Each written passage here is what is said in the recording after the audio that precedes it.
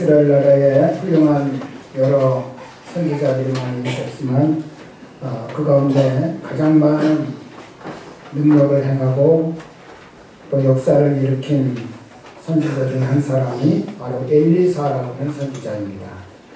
엘리야의 제자로서 엘리야 엘리사 시대가 가장 선지자들의 전성기라고 그렇게 말할 수 있는데, 오늘 엘리사가 선지자로 활동할 때 있었던 아주 중요한 일을 한 가지 우리에게 소개해주고 있습니다.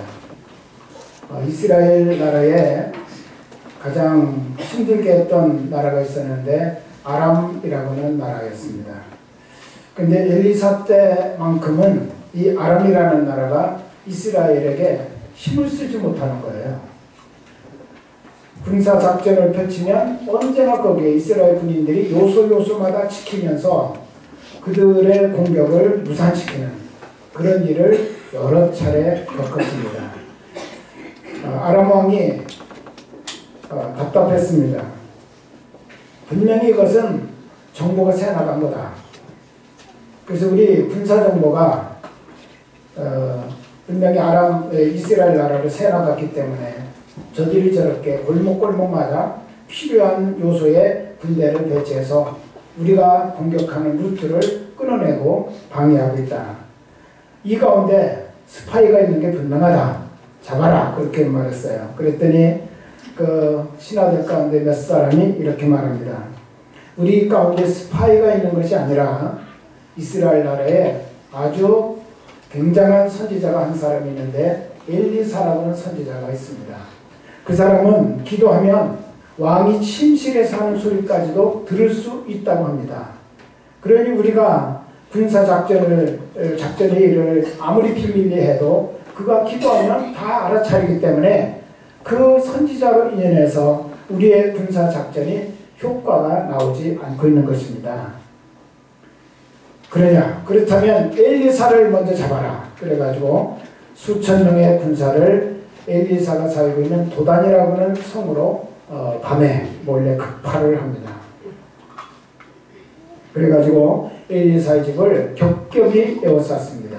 아침에 엘리사의 사환이 일어나서 보니까 아람 군대들이 아주 개미 새끼 한 마리 빠져나가지 못할 정도로 여러 겹으로 이렇게 포위망을 치고 그리고 지금 포위를 좁혀오고 있는 그런 모습을 보았습니다. 그래서 그가 소리친 거죠. 아, 주여 어찌합니까? 절망과 좌절의 소리를 그가 외쳤습니다. 그랬더니 16절에 보니까 엘리사는 전혀 태평해요.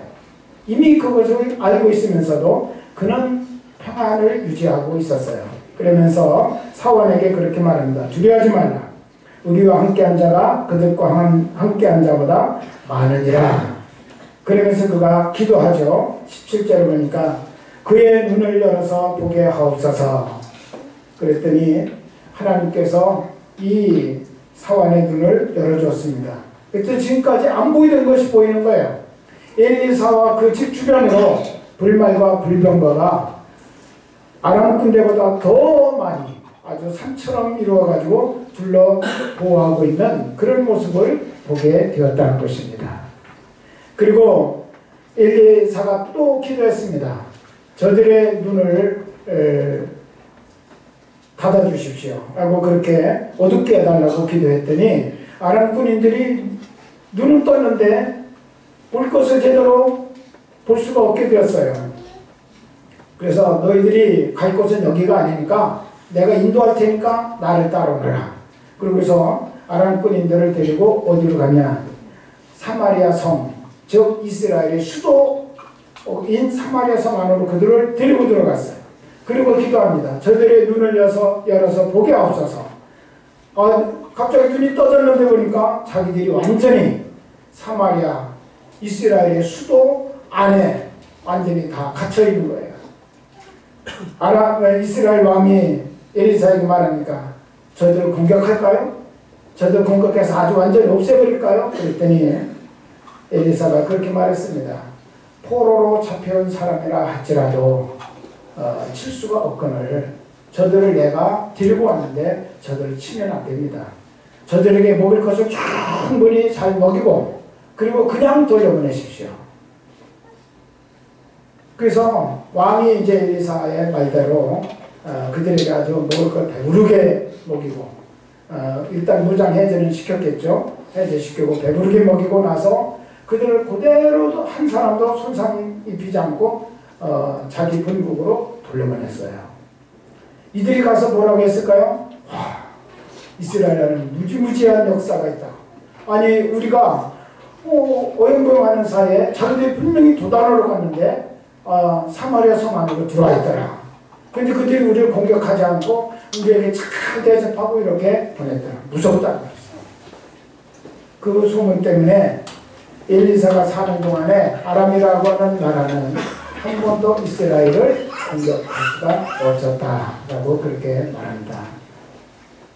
오늘 저는 여러분에게 이 이야기를 통해서 나누고 싶은 말씀이 있습니다. 하나님은 저와 여러분을 지켜주시는 하나님이시다. 할렐루야.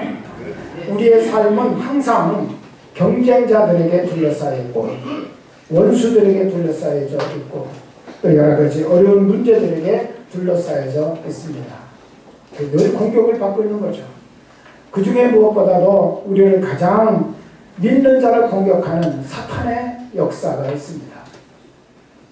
저들이 없었으면 좋겠는데 그러나 그런 세상, 이런 경쟁자도 없고 원수도 없고 어려운 문제도 없는 그런 세상은 우리가 이 땅에서는 맛볼 수가 없고 그런 세상을 기대할 수도 없고 오직 우리 하나님이 약속하시기를 내가 이 땅에서 승리해보면 내가 그런 세상을 누리게 해주시겠다라고 말씀하셨습니다. 그렇기 때문에 우리는 이 땅에 사는 동안에는 그들을 극복해야 됩니다. 그들을 이기며 살아야 됩니다. 또한 이제 그들을 만나면서 우리가 분명히 그 문제들을 더 아름다운 모습으로 풀어나갈 수 있는 능력을 배워내야 돼요. 자, 그렇다면 우리가 어떻게 해야 될까요? 오늘 말씀을 통해서 우리 몇 가지를 정리해 보고자 합니다. 첫째는 환경을 바라보면서 절망하지 말라는 것입니다. 엘리사의 사환처럼 환경을 바라보고 두려워하고 절망하면 안 됩니다. 마음의 두려움이라는 것은 어느 분이 말하기를 그것은 만병의 근원이다. 정신적인 감기다. 그렇게 표현을 했어요. 두려움이 만병의 근원이랍니다. 2차 대전 때 총이나 폭탄에 맞아 죽은 사람보다 전쟁의 두려움에 못 견뎌 죽은 사람의 수가 더 많다는 통계가 나왔어요. 이만큼 두려움이라고 하는 것은 사람들을 못 견디게 만드는 거죠. 두려움 자체가 어떤 문제가 있는 것이 아니라 그 두려움을 두려움으로 받아들이는 사람들이 그 두려움을 안게 되면 그때부터 문제가 생긴다는 거죠. 자기 인생을 제대로 살아갈 수 없는 그런 현상이 일어나게 되는데 감기가 걸리면 기침이 나오는 것처럼 두려움이라고 하는 감기에 걸리게 되면 그 결과 때문에 근심이라는 기침, 염려라는 기침, 불안이라고 하는 기침, 또 절망이라고 하는 기침, 또 그것 때문에 그 부정적인 생각이라는 기침이 나오고 부정적인 언어가 우리 입술을 통해서 튀어나오는 그런 기침이 여러 가지 우리 인생을 망가뜨리는 그런 많은 기침들이 두려움의 감기를 통해서 쏟아져 나온다는 것입니다. 사탄은 바로 이것을 우리에게 노리면서 두려움이라는 화살을 계속해서 믿는 성도들에게 쏘아대고 있다는 사실을 여러분 기억하시길 바랍니다. 그래서 우리 하나님께서 성경을 보면 항상 부탁하고 있는 말씀이 있어요. 그거는 두려워하지 말아라. 두려워하지 말아라. 언젠가도 말씀을 드렸지만 공산당에 의해서 잡혀가지고 14년 동안 감옥 생활하던 렘브란트 목사님이 감옥에서 자꾸 두려움이 막 공포가 몰려오는 거예요. 내일을 알 수 없어요. 언제 죽을지 알지 못하고 기약도 없는 그런 세월 동안 감옥에 지하 감옥에 잡혀있는데 어느 날 그런 생각이 들었습니다. 하나님은 이런 때 뭐라고 말씀하시나. 그리고 읽어보니까 몇 가운데 보니까 이렇게 두려워하지 말라라고는 말씀이 나오는 거예요. 그래서 그가 두려워하지 말라고는 말씀이 성경 속에 도대체 얼마나 있는지 한번 살펴봐야 되겠다. 그리고 창세기서부터 계시록까지 쭉 체크를 하면서 살펴보니까 365번이 나오더랍니다. 그래서 그분이 그때 영감을 받았어요. 하나님께서 하루하루 눈 뜰 때마다 우리에게 말씀하시는구나. 오늘 하루 너에게 이 하루를 선물로 줄 테니까 두려워하지 말고 살아라. 두려워하지 말고 살아라. 그때부터 이분이요 감사하며 살았대. 오늘 또 이 날을 하나님이 주신 날, 하나님이 복 주시기 위해서 나에게 허락하신 날, 나는 감사하며 살리라. 그러면서 두려움을 이기며 감사하고 살았는데 자기 건강을 지킬 수 있었고, 그리고 그 기나긴 세월을 버틸 수 있는 그런 힘을 얻게 되었다는 것입니다. 사랑하는 여러분, 신명기 31장 6절에 보면 우리 하나님이 이렇게 말씀하셨습니다. 너는 강하고 담대하라. 두려워하지 말라. 그들 앞에서 떨지 말라. 이는 내 하나님 여호와가 그가 너와 함께 가시며 결코 너를 떠나지 아니하시며 버리지 아니하실 것이니라. 할렐루야. 우리 하나님 두려워하지 말라 하시면서 강하고 담대하라고 말씀하시면서 그들 앞에 떨지 말라고 말씀하시면서 그 이유는 내가 너와 함께 갈 것이고 네 인생길에서 너를 떠나지 않고 너를 결코 버리지 않을 테니까 내가 두려워하지 말라는 것입니다. 강하고 담대하라는 것입니다. 여러분, 우리 하나님께서 주시는 것은 우리 마음의 평안입니다. 그러나 마귀가 주는 것은 우리 안에 두려움과 불안을 준다고 하는 것입니다. 마귀는 언제나 우리를 불안하게 하고 두렵게 만들고 부정적인 마음에 사로잡히게 만들고 거기에 사로잡히고 나면 그 불안에 두려움에 걱정에 사로잡힌 그 사람들을 도적질하고 죽이고 멸망시키려고 하는 게 사탄의 목표예요. 디모데후서 1장 7절에 보면 하나님이 우리에게 주신 것은 두려워하는 마음이 아니요 오직 능력과 사랑과 절제하는 마음이다. 그렇게 말씀하셨습니다. 그렇습니다. 하나님이 우리에게 두려워하는 마음을 주시지 않고 능력과 사랑과 절제하는 마음을 주신다는 것입니다.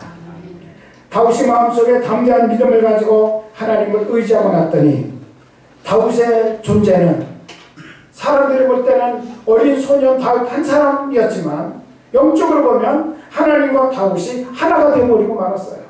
그래서 더 이상 다윗이라고 하는 인간 존재로 서 있는 것이 아니라 골리앗 앞에는 하나님이 손잡고 계신 다윗이 서 있었던 것입니다. 그래서 아무리 거부 골리앗이었지만 인간이 하나님을 이길 수가 없었습니다. 그래서 결국 골리앗은 다윗의 물맷돌 한 방에 무너지고 말았던 것입니다. 그러므로 우리는 환경을 바라보지 말고 우리와 함께 계시는 하나님을 바라보는 이 훈련을 해야 돼요. 처음부터 바라본다고 해서 난 신앙인이니까 내가 바라보면 하나님만 보일 거야. 절대로 그렇지 않습니다. 이 훈련을 해야 돼요. 하나님을 바라보는 훈련. 처음에는 누구든지 본능적으로 눈에 보이는 것이 먼저 들어오게 되어져 있어요.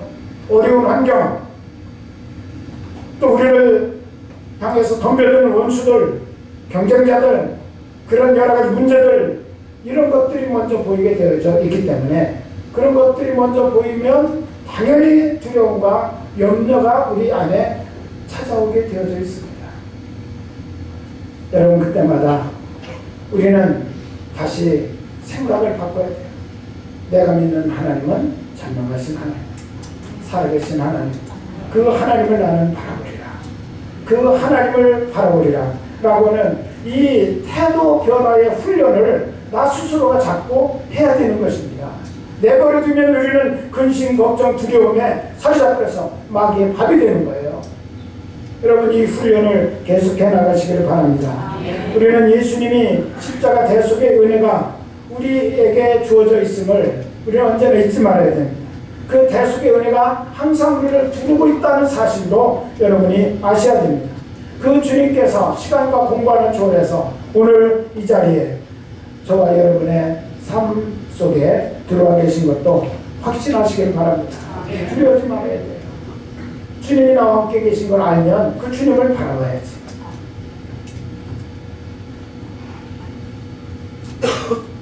예수님의 십자가 대속의 은혜를 내 마음속에 받아들이면 그때부터는 이 은혜의 불말과 불병거가 십자가를 통해서 나를 두르고 있기 때문에 여러분이 근심하고 두려워할 필요가 없습니다.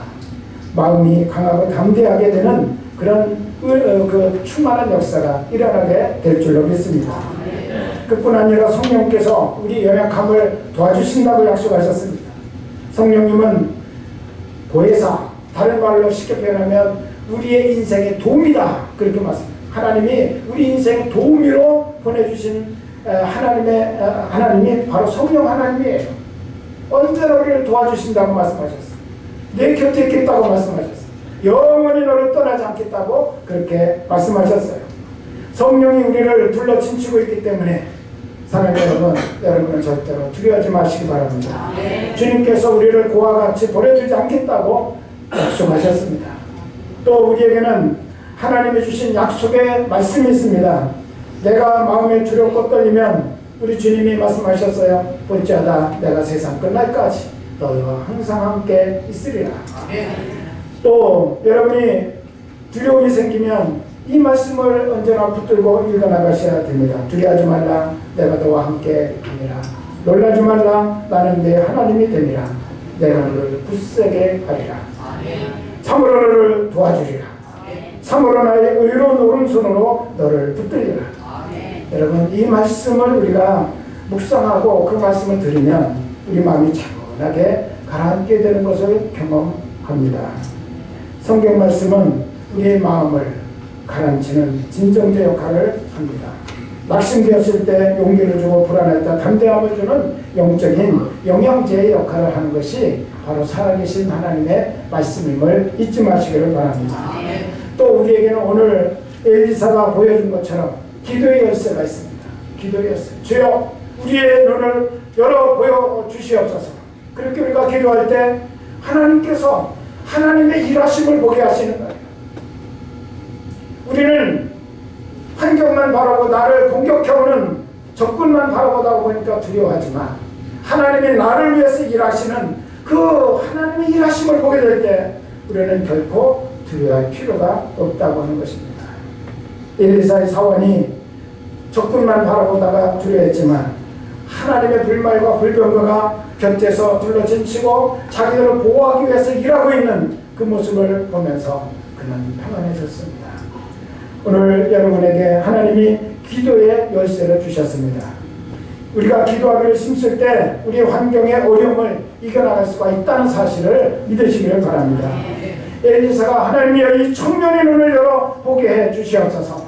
그가 그렇게 기도했을 때 눈이 열리지 않았을 때는 아랑곳대를 보고 벌벌 떨었던 이 청년이 이제 눈이 열려서 보게 되니까 하나님의 군대 불말과 불병거를 보고 그는 정말 마음이 이제 안정감을 얻고 진정을 하게 되었고 평안을 누리게 되었다는 것입니다. 오늘 여러분 정말 우리의 마음속에 영혼의 눈이 떠져서 하나님이 일하시는 실상을 보게 하여 주옵소서. 하나님의 도움을 청할 수 있는 그런 기도가 저와 여러분에게 있어야 될 줄로 믿습니다. 마음의 눈이 떠지지 않을 때는 환경밖에 보이지 않습니다. 그러나 기도하게 되면 성령께서 우리의 마음의 눈, 영혼의 눈을 뜨게 해주심으로 하나님의 일하심을 보기 시작하고 또 큰 기쁨과 평안과 담대함이 우리 안에서 일어나게 됨을 경험하게 될 것입니다. 하나님 말씀하셨습니다. 일을 행하는 여호와, 그것을 지어 성취하는 여호와, 너는 내게 부르짖으라. 내가 내게 응답하겠고 네가 알지 못하는 크고 비밀한 일을 내게 보이리라. 약속하셨어요. 하나님은 일하십니다. 일을 성취하십니다. 누구를 위해서 일하십니까?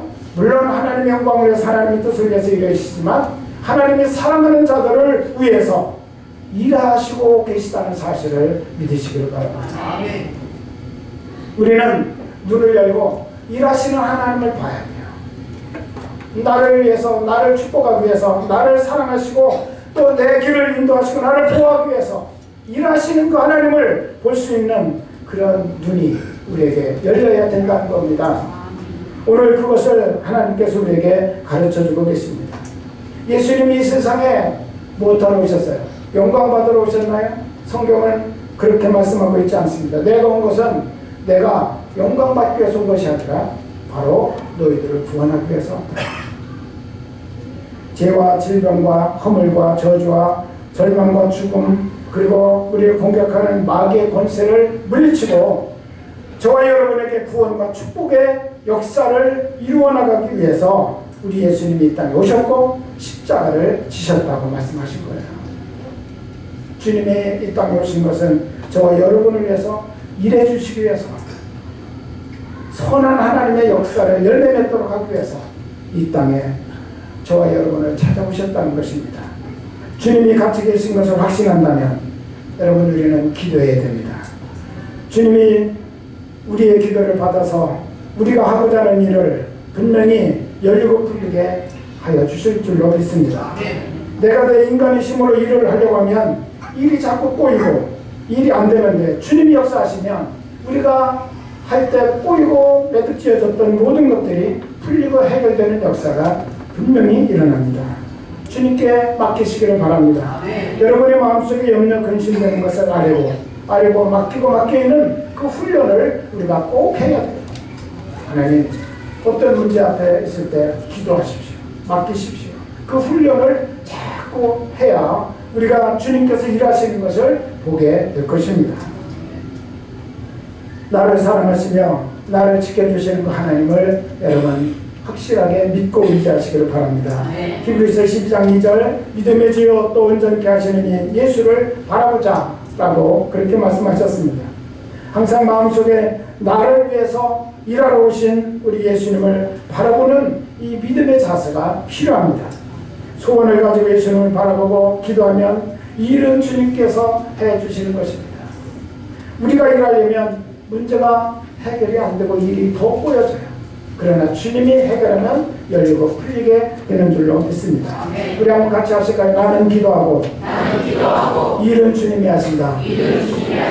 이게 성도의 삶이에요. 이게 성도의 삶. 내가 하는 것과 세상 사람들은 다 내가 해야 돼요.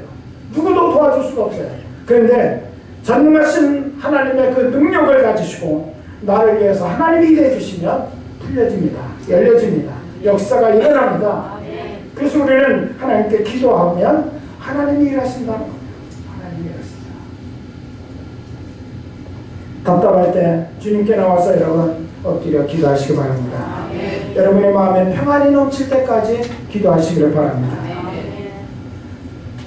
우리를 너무너무 사랑하셔서 십자가에서 당신의 몸을 찢고 피 한 방울 물 한 방울까지도 다 흘리시면서 그 값을 지불하시고 나를 사셔서 하나님의 자녀 삼아주신 우리를 사랑하시는 그 주님은 우리가 잘 되기를 원하십니다.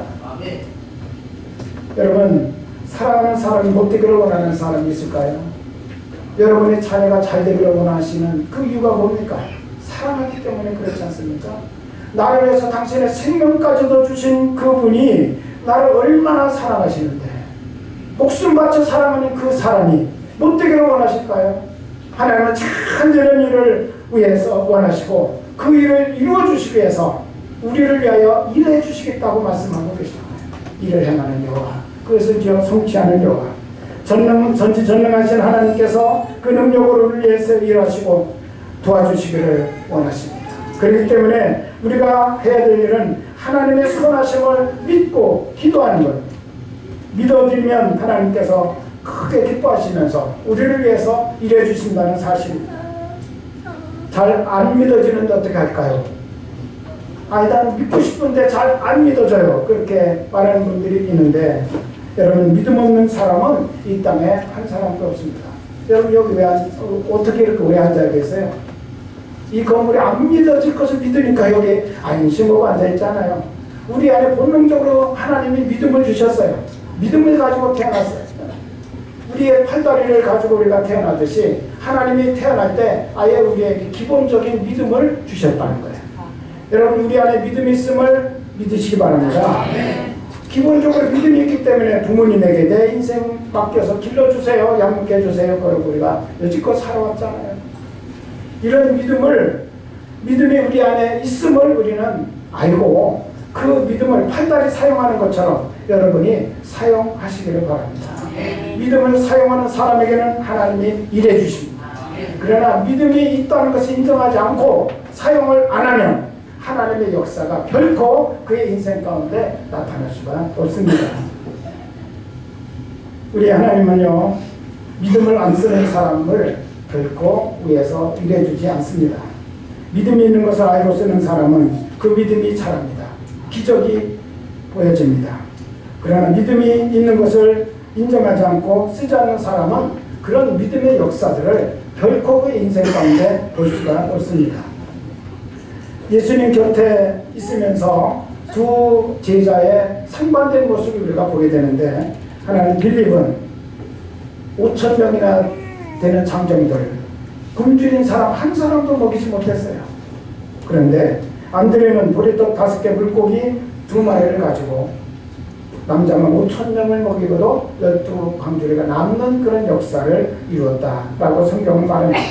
똑같이 예수님 곁에 있었던 제자들이 예수님을 같이 모시고 살았어요. 그런데 예수님을 바라보지 않고 예수님을 향한 믿음을 갖지 않냐고 환경을 바라본 빌립. 이 사람이 너무 많습니다. 떡도 없습니다. 돈도 없습니다. 못합니다. 한 사람도 먹이지 못했어요. 그런데 예수님을 바라보면서 예수님에게 방법이 있습니다. 예수님에게 길이 있습니다. 제가 할 수 있는 것은 떡 5덩이와 물고기 2마리 그걸 주님께 올려드립니다. 그래서 주님 손에 올려드렸더니 안드레는 5,000명, 장정만 5,000명, 여인들과 어린아이들까지 합치면 2만에서 2만 5,000명이 될 거라고 추산을 합니다. 그 많은 사람을 먹이고도 12광주리가 남게 되는 역사를 이루었다는 것입니다. 여러분, 우리가 똑같이 예수님을 모시고 살아가는 그리스도인이에요. 우리 안에 있는 믿음을 사용하시길 바랍니다. 하나님이 이미 주신 그 믿음을 여러분이 믿음으로 활용하시기를 주의 이름으로 축원합니다. 그래서 하나님이 나를 위해서, 선하신 하나님이 나를 위해서 더 아름다운 일을 행해주고 싶어 하시는데 내가 믿음을 사용하지 않기 때문에 하나님께서 우리의 삶 속에 일하고 싶어 하시지만 일할 공간이 없고 일할 조건이 없는 거예요. 그러나 내가 믿고 내가 기도하고 내가 그 말씀을, 약속의 말씀을 믿음으로 붙들면 하나님이 일해 주십니다. 일을 향하시는 여호와, 그것을 지어 성취하시는 하나님이십니다. 오늘 이 믿음을 가지고 여러분의 삶이 이루어가시기를 주의 이름으로 축원합니다. 이 시간 어떤 형편에 있든지 저와 여러분은 예수님을 믿음으로 바라보는, 그리고 믿음으로 구하는 그런 기도의 삶, 그리고 언제나 믿음을 활용하는 그런 아름다운 신앙의 역사를 우리가 이루어가야 될 줄로 믿습니다. 하나님의 군대가 언제나 우리를 둘러지치고 있다는 사실을 믿고 두려워하지 마십시오. 나를 위해서 일할 준비를 갖추고 사자들을 보내시기도 하고 성령이 역사하시기도 하고 말씀을 성취하기도 하고 주님이 직접 손대해 주시기도 하고 일하시는 방법은 여러 가지인데 우리 하나님은 우리를 사랑하시기 때문에 그런 역사를 충분히 우리를 위해서 일으켜 나가신다는 것입니다. 나를 위해 그것이 능력으로 일하시고 사랑하시고 축복하시는 주님을 믿고 인생의 모든 환경을 믿음으로 승리하시고 하나님이 주시는 축복을 누리시는 저와 여러분이 되시기를 주의 이름으로 축원합니다. 기도하시겠습니다.